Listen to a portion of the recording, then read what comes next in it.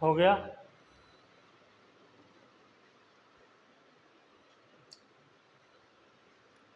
Freezing point का सबसे पहले तो दिमाग में फॉर्मूला आ जाना चाहिए फौरन। क्या होता है? Delta T F is equal to K F into molality, है ना। तो ये वाटर में सॉल्यूशन बना है तो के एफ तो सबके लिए सेम है, यानी मोलैलिटी पे डिपेंड कर रहा है। अगर मोलैलिटी सेम होगी तो depression in freezing point same होगा। मोलैलिटी जिसकी ज़्यादा होगी उसके लिए डिप्रेशन ज़्यादा होगा। तो आपको कुछ नहीं करना, मोलैलिटी निकालनी थी दोनों सॉल्यूशन की। तो इसकी मोलैलिटी कितनी है? तो इसकी मोलैलिटी है केन शुगर की, बताइए, 5 ग्राम डिवाइडेड बाय, किससे डिवाइड करेंगे? इसका मॉलिक्यूलर वेट मालूम है, जो शुगर का होता है 342, तो 342 डिवाइडेड बाय वेट कितना लेंगे? वेट ऑफ सॉल्वेंट, ठीक है ना। तो 100 ग्राम में 5 ग्राम सोल्यूट को निकाल दीजिए तो कितना बचा? 95 ग्राम बचा। और केजी में कन्वर्ट करेंगे तो 10 की पावर -3 कर दीजिए। बोलिए यहाँ तक समझ में आ रही है मैथमेटिक्स? अब यही चीज़ ग्लूकोज के लिए लिख लीजिए, सिर्फ कंपेयर करना है, बाकी कैलकुलेट कुछ भी नहीं करना। इसमें भी 5 ग्राम सोल्यूट है तो 5 डिवाइडेड बाय सोल्यूट का मॉलिक्यूलर वेट कितना है ग्लूकोज का, हमको मालूम है 180 होता है, तो डिवाइडेड बाय 180। और इसमें भी जो सॉल्वेंट है उसका वेट कितना होगा, और ये 95, हाँ 95 होगा, तो ये भी 95 इंटू 10 की पावर -3। बोलिए यहाँ तक समझ में आ रहा है? तो हमें चेक क्या करना है? ये नीचे वाली टर्म भी सेम है, ये 5 भी सेम है, खाली इसको ही तो चेक करना है? यानी ग्लूकोज के अंदर जो आ रही है रेशो वो 1/342 आ रहा है, और यहाँ पे कितना आ रहा है? 1/180 आ रहा है, ठीक है। किसके डायरेक्टली प्रोपोर्शनल आ रहा है? इसके। तो अगर मॉलिक्यूलर वेट ये बढ़ेगा तो इसका मतलब नंबर ऑफ मोल्स क्या हो जाएंगे? नंबर ऑफ मोल्स, यही तो आता है इससे, ये कम हो जाएगा। तो इसके नंबर ऑफ मोल्स कम है, जब इसके नंबर ऑफ मोल्स कम है तो इसका डिप्रेशन क्या हो जाएगा? कम हो जाएगा, ठीक है ना। यानी 273, इससे नीचे जाना है, डिप्रेशन का मतलब नीचे जाना है, तो इसमें क्या होगा? कम जाएगा केन शुगर के केस में। और यहाँ पे नंबर ऑफ मोल क्या है? ज़्यादा है। तो इसके ये केन शुगर के केस में डिप्रेशन कम होगा, ग्लूकोज के केस में डिप्रेशन ज़्यादा होगा, ठीक है। इसी आइडिया को रखते हुए अब आप आंसर कह सकते हैं। तो केन शुगर का तो इसने पहले ही दे दिया है, फ्रीजिंग पॉइंट 273, यानी इससे क्या होना चाहिए? और नीचे जाना चाहिए, यानी 270, है ना, उस ऐसे होना चाहिए। तो यहाँ पे ऑप्शन में क्या क्या है? 271 है, ये पॉसिबल ही नहीं है, सेम नहीं हो सकता। 273 ये भी पॉसिबल नहीं है। 277 ये तो बढ़ा दिया है इसने, तो ये तो भी पॉसिबल नहीं है। तो एक ही ऑप्शन बचा 269, ये नीचे भी जा रहा है ना। ओके, तो इस तरीके का ये एक क्वेश्चन था। वैसे इस साल जो है 2006 में 3 क्वेश्चन सॉल्यूशन से आए थे एम्स के अंदर अकेले। चलिए एक और क्वेश्चन है, उसको भी करते हैं। ये तो सिंपल लैंग्वेज है असर्शन रीजन का, इसको ऐसे ही कर लेंगे। एक रेड ब्लड सेल हमने ब्लड से निकाली, और निकालने के बाद उसको हमने पानी के अंदर डाल दिया, प्योर वाटर में। ठीक है। अब ये कह रहा है pressure inside the cell increases. Okay, ये तो हो गया असर्शन स्टेटमेंट हो गया। रीजन इसके पीछे कह रहा है concentration of salt content in the cell increases. समझ में आया? ब्लड में से एक मैंने क्या किया, एक सेल निकाल ली, ये न्यूक्लियस हो गया। इसको क्या किया मैंने, इसको मैंने पानी के अंदर डिप कर दिया। ये मेरा है प्योर वाटर। इसके अंदर सेल को मैं लाया और ला करके मैंने डिप कर दिया।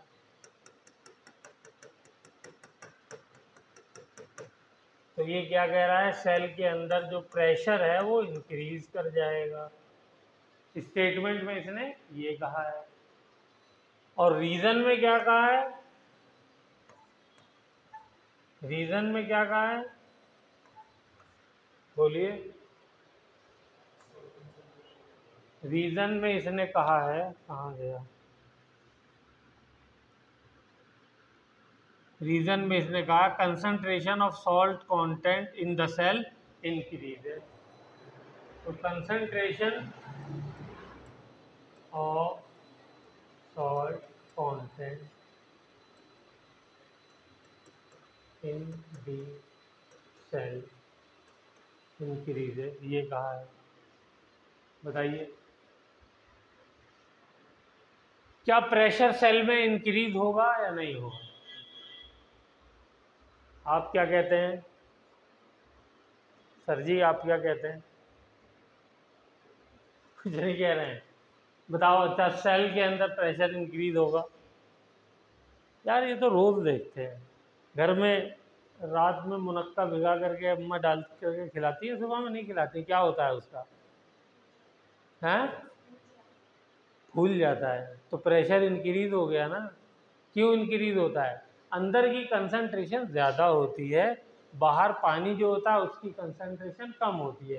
तो ऑस्मोसिस के अंदर हमने यही तो पढ़ा था, वो सेमी परमिएबल मेम्ब्रेन होती है ना, सेल के बाहर भी सेमी परमिएबल मेम्ब्रेन होती है। तो सॉल्वेंट को जाने देती है। अंदर बाहर है बिल्कुल प्योर सॉल्वेंट, अंदर है सॉल्वेंट प्लस सोल्यूट वगैरह उसके अंदर है। तो अंदर की तरफ पानी चला जाएगा। अंदर जब पानी जाएगा तो क्या हो जाएगा, फूल जाएगी सारी।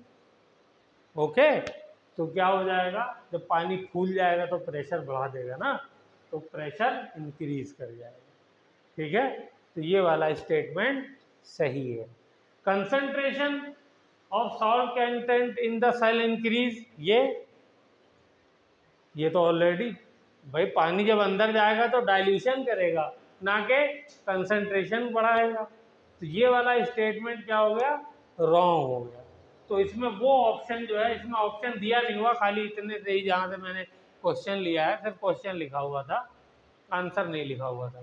तो आंसर उसमें 2-3 होते हैं। पहला ऑप्शन होता है ऐसे क्वेश्चन के अंदर, assertion and reason both are true, एक ऑप्शन ये होता है।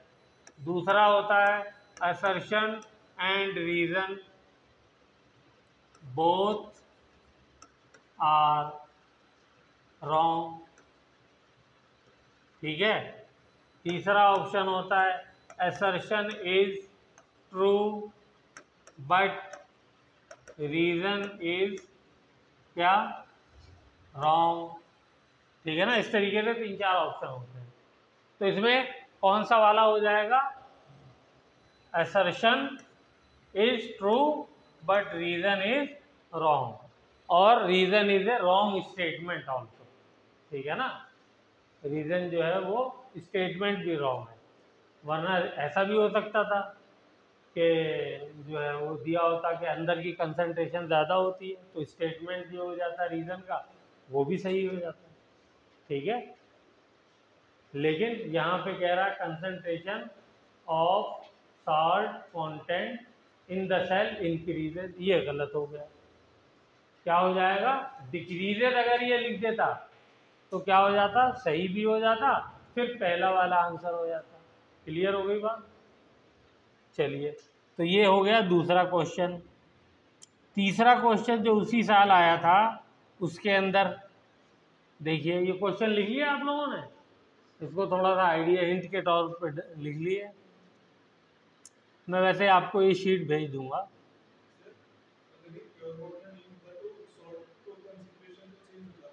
हाँ, अगर प्योर वाटर नहीं होता, this is a good question, pure water नहीं होता तो फिर हम ये देखते हैं कि इसके अंदर कंसंट्रेशन सॉल्ट की कितनी है। किसी को याद है ब्लड, रेड ब्लड सेल की कितनी होती है? मुझे जो याद पड़ता है 0.9% होते हैं NaCl। ठीक है, अगर इससे कम है कंसंट्रेशन तो मैंने वर्ड बताए थे 3, वो भी चलिए बता देता हूँ फिर से। आइसोटोनिक, दूसरा हाइपरटोनिक, तीसरा हाइपोटोनिक। वेरी गुड, सही पूछा आपने। तो इसको थोड़ा सा यहीं पे एक्सप्लेन कर देते हैं एक बार और, 2 मिनट लगेगा। तो आइसोटोनिक कब होगा, इसकी कंसंट्रेशन 0.9 है, यहाँ पे जो मैंने जिस सॉल्यूशन में इसको डाला उसकी भी कंसंट्रेशन 0.9% NaCl का सॉल्यूशन बना दूँ तो क्या हो जाएगा, ये आइसोटोनिक हो जाएगा। ठीक है, हाँ। लेकिन अगर मैंने क्या किया, सॉल्यूशन को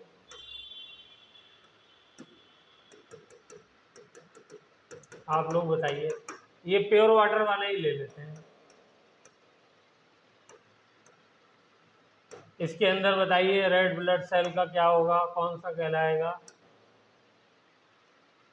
बोलिए क्या हो जाएगा, 0.9% NaCl। मुझे याद पड़ता यही है, आप लोग चेक भी कर लीजिएगा। तो ये वाला जो सॉल्यूशन कहलाएगा, ये क्या कहलाएगा, हाइपोटोनिक। ठीक है, जिसकी वजह से अंदर क्या हो गया, सॉल्वेंट चला गया सेल के और वो बल्ज कर गई। इसके अंदर का प्रेशर जो है वो क्या है, ज़्यादा है इसके अंदर के मुकाबले में। ठीक है, यहाँ का प्रेशर जो हो जाएगा क्या हो जाएगा, क्योंकि देखिए पाई किसके डायरेक्टली प्रोपोर्शनल होता है, कंसंट्रेशन के होता है ना, मोलैरिटी के। कंसंट्रेशन इंक्रीज करेगी तो प्रेशर इंक्रीज करेगा। तो यहाँ का जो पाई है वो ज़्यादा है यहाँ वाले पाई से।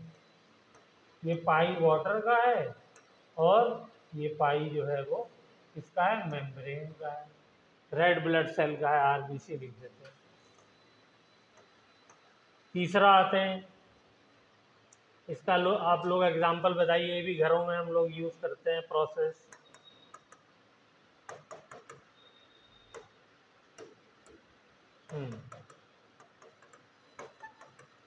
इसकी जो सॉल्यूशन मैंने लिया है ये ग्रेटर देन 0.9% NaCl है, इसमें RBC को डाल दिया, बताइए क्या होगा। अब यहाँ पे कंसंट्रेशन ज़्यादा है, यहाँ पे कम है, तो क्या होगा, सॉल्वेंट की जहाँ पर कंसंट्रेशन ज़्यादा होगी वहाँ से कम कंसंट्रेशन की तरफ मूव करेगा। तो इस बार सॉल्वेंट की कंसंट्रेशन कहाँ ज़्यादा है, सेल के अंदर, क्योंकि सेल जो है उसकी कंसंट्रेशन कम है। कंसंट्रेशन क्या होता है, number of mole of solute divided by volume of solution. ठीक है, और वो भी इन लीटर। कंसंट्रेशन का मतलब कम होने का क्या है, इसका मतलब सॉल्यूशन क्या हो गई, डाइल्यूट हो गया।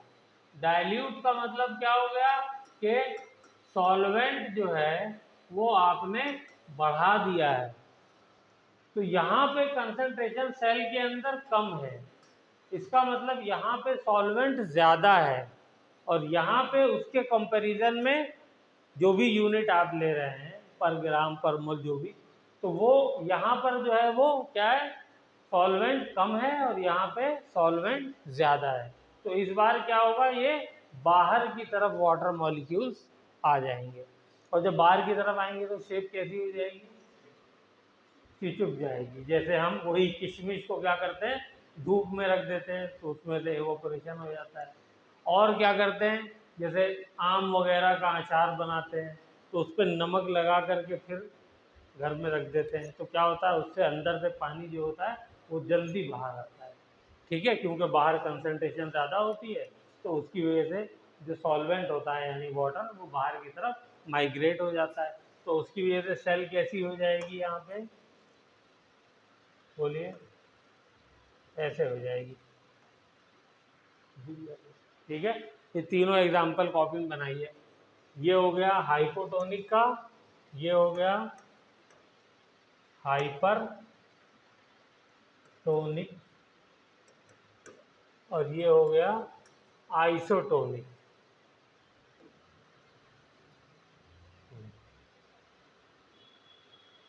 यहाँ पे vapour pressure of RBC is less than vapour pressure of solution, जिसमें उसको रखा गया है।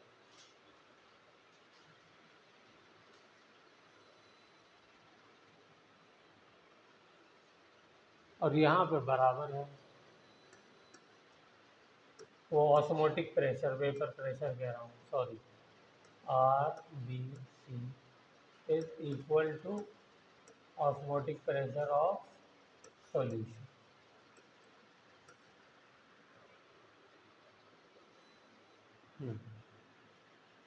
अब भूलना नहीं है, हम लोगों ने काफ़ी ज़्यादा किया है प्रैक्टिस इसके सबके ऊपर। हो गया, चलिए एक क्वेश्चन 2006 का ही और है एम्स का, इसको भी देखते हैं।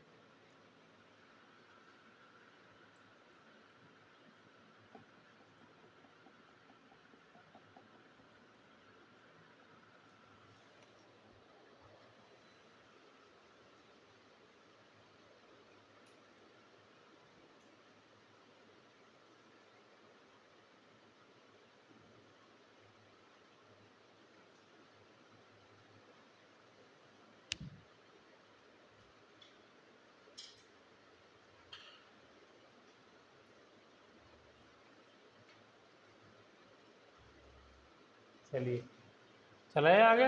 देखिए क्वेश्चन अगला क्या है, ये भी असर्शन रीजन का है। ये कह रहे हैं water pouch for instant cold pack of instant cold pack for treating athletic injuries breaks when squeezed and ammonium nitrate यानी NH4NO3 dissolves lowering the temperature।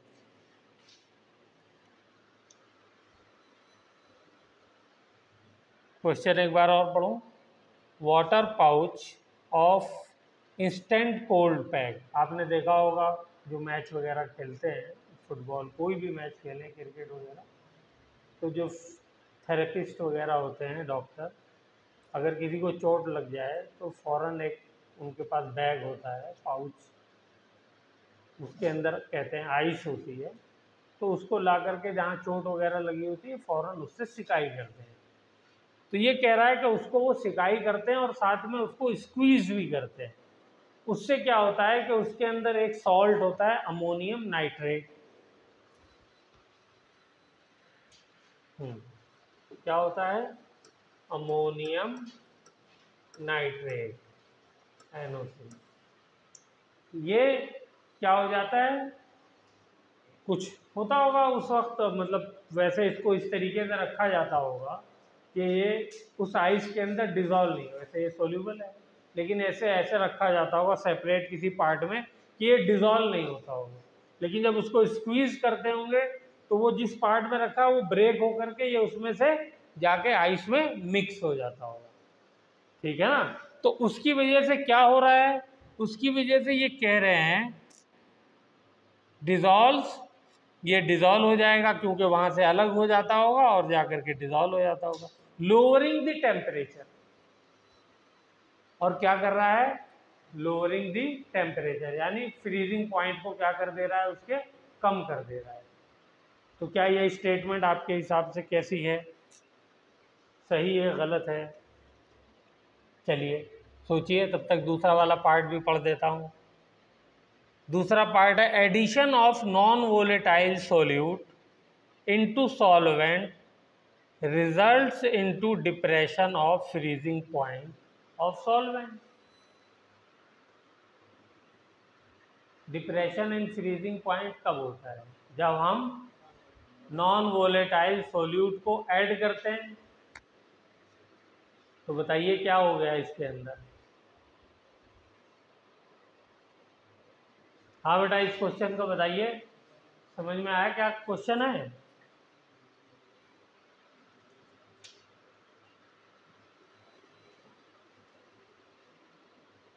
बर्फ के पाउच के अंदर अमोनियम नाइट्रेट है, ठीक है।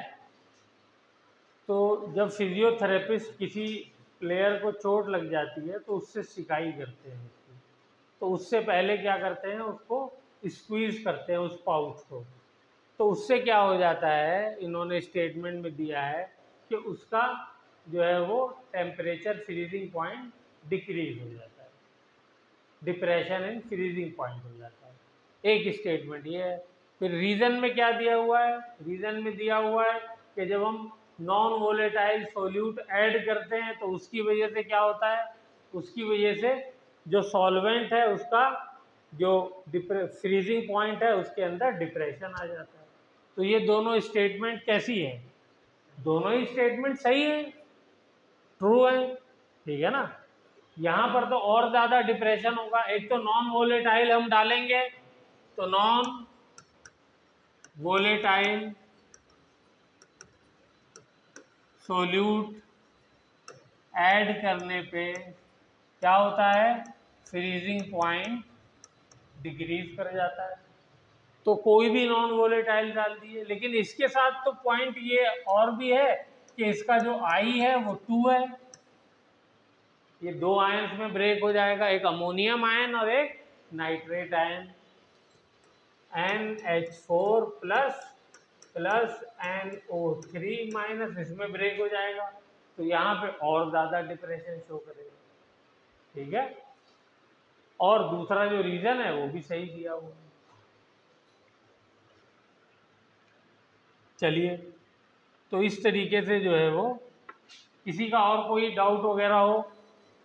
आप क्या कह रहे थे, एबनॉर्मल, हाँ मास के बारे में दिक्कत है, तो क्या उसमें प्रॉब्लम आ रही है ये बताइए। एबनॉर्मल मास में कैलकुलेट कैसे करेंगे, ठीक है। हमें मालूम है कि कोई भी क्वालिटेटिव प्रॉपर्टी हो, सपोज मैं ले लेता हूँ डेल्टा टीबी ले लें, किसके बराबर होता है, केबी into molality.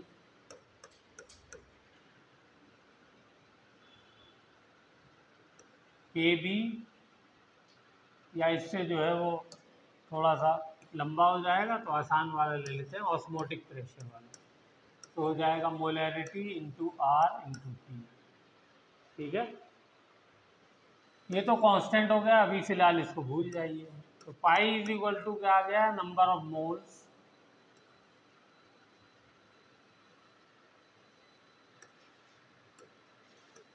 Of solute divided by volume of solution in litre, okay.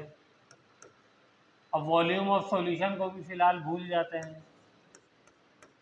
तो ये ऑस्मोटिक प्रेशर किसके बराबर होता है, वेट अपॉन मॉलिक्यूलर वेट। हमने मान लिया वॉल्यूम कांस्टेंट है, वॉल्यूम जो है वो क्या है, कांस्टेंट, तो इसलिए हमने वॉल्यूम को भी हटा दिया। जैसे आर और टी को मान लिया किसी स्पेसिफिक कंडीशन के लिए स्टडी कर रहे हैं तो वो भी कांस्टेंट हो गया। अब मैंने पहले भी एग्जांपल जो लिया था उसी एग्जांपल को लेता हूँ। ये NaCl का सॉल्यूशन बनाया है, ठीक है। इसकी वजह से मुझे पता नहीं था कि आयोनाइज होता है, तो मैंने क्या किया, मैंने सीधा सीधा वेट लिया NaCl का जो क्वेश्चन में दिया था और उसका मॉलिक्यूलर वेट जो होता है 58, उससे डिवाइड करके नंबर ऑफ मोल्स निकाले, या मॉलिक्यूलर वेट मान लीजिए निकालना था तो मैं क्या करूँगा, मॉलिक्यूलर वेट निकालना था, मान लिया मुझे पता नहीं है, मुझे क्या दे दिया, वेट दे दिया है और पाई की वैल्यू दे दी है, इससे मैंने मॉलिक्यूलर वेट निकाल दिया, ठीक है। लेकिन क्या इस केस में जब मुझे पता चल गया है कि डिसोसिएशन हो रहा है तो क्या आंसर सही आएगा? मॉलिक्यूलर वेट सही नहीं आएगा, ठीक है ना।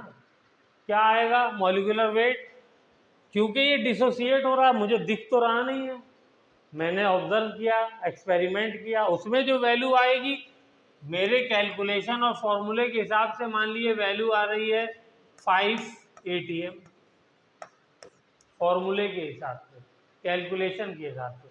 एक्सपेरिमेंटली मैं कर रहा हूं तो वैल्यू कितनी आ रही है? 10 ATM। ये क्या कैसे आ रही है? ऑब्जर्व या एक्सपेरिमेंटल वैल्यू है। तो मुझे यहाँ पे कौन सी वैल्यू यूज करनी चाहिए? वैल्यू एग्जैक्ट कैलकुलेट करने के लिए ऑब्जर्व्ड वाली यूज करनी चाहिए। और ऑब्जर्व्ड वाली कैसे आती है? ऑब्जर्व्ड वाली आती है जब आप आई से इसको मल्टीप्लाई कर देते हैं, तो यहाँ पर आपको क्या करना होगा? आई से मल्टीप्लाई करना होगा। तो इस तरीके से आप सही कैलकुलेट मॉलिक्यूलर वेट करेंगे। अगर आपने आई से मल्टीप्लाई नहीं किया तो जो मॉलिक्यूलर वेट आता है वो मॉलिक्यूलर वेट कैसा आता है? एग्जैक्ट नहीं आता, इसीलिए उसको हम क्या कहते हैं? एबनॉर्मल मॉलिक्यूलर वेट, ठीक है। बस इतनी सी बात है।